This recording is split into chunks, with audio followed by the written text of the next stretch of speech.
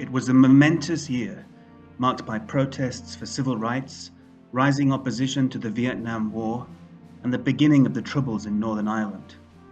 It was the year that Martin Luther King Jr.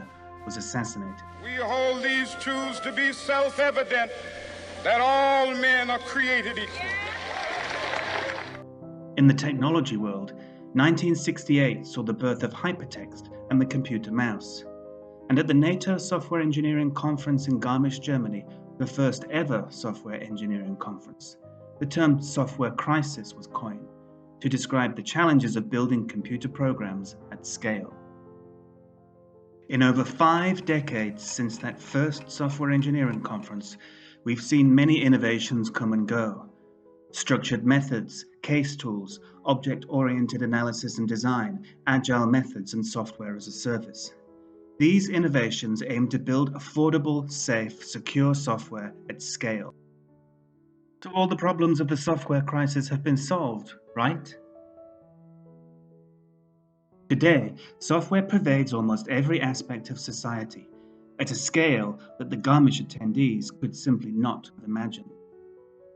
With the rise of artificial intelligence, software is increasingly making decisions for us. And there is a danger that we are handing over to machines decisions on what is fair, equitable, and just. Shouldn't software reflect the society we want to live in? Shouldn't developers be more aware of how their products can have negative societal impacts? Where are the human values in software? Despite over 50 years of software engineering, we still don't know how to build software that embeds human values. Inclusion, diversity, social responsibility, and fairness. Apart from values like safety, security, privacy, and a few others, most human values have simply been ignored by software engineering research. What are human values anyway? The social psychologist Shalom Schwartz introduced the best-known definition of values, his theory of basic human values. Based on extensive research in countries and cultures across the world, his model includes values we normally think of as ethical, equality, inclusion, but also other values that have received little attention in technology fields, tradition, family, as well as values that are more individualistic, hedonism, power, wealth. Schwartz's model provides a taxonomy of well-accepted values, 52 in total, that is a good starting point for thinking how to embed values in software. So how many of these 52 values have been considered by software engineers?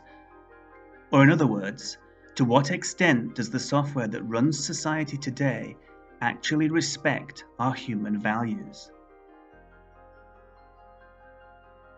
Ovis team at Monash University has been studying human values in software for the last 3 years.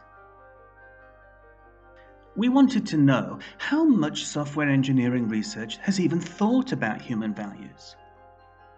And so, we carried out a study. We read the abstracts of over 1,300 papers published in leading conferences and journals over the last 4 years, and we analyzed which of Schwartz's human values were addressed by the research described in the papers. What we found was shocking. Only 16% of top software engineering research in recent years has even addressed human values. Indeed, if we discount the most common value, security, privacy, we found that only 10% of research has addressed other values. Worse still, 60% of human values have not been addressed by research at all. Those values which have been addressed include privacy, security, equality, creativity, sustainability, and social justice. This is not surprising. Software engineering has given a lot of focus to issues like security, privacy, and accessibility. Some values, however, have received no attention at all. These include respect, freedom, curiosity, beauty, pleasure, self-direction. Our conclusion, which is a disappointing one, is that many of the values that make us human beings are simply ignored when we develop software. Think about that for a moment and ask yourself, could software be designed differently if it considered a broader range of human values? Would it provide a more positive contribution to our society? At the end of the day, the software industry needs to think about what kind of world it wants. What kind of technology does it want its children to be using? The Ovis team at Monash University believes that human values can and should be an integral part of all software. If you think so too, come join us.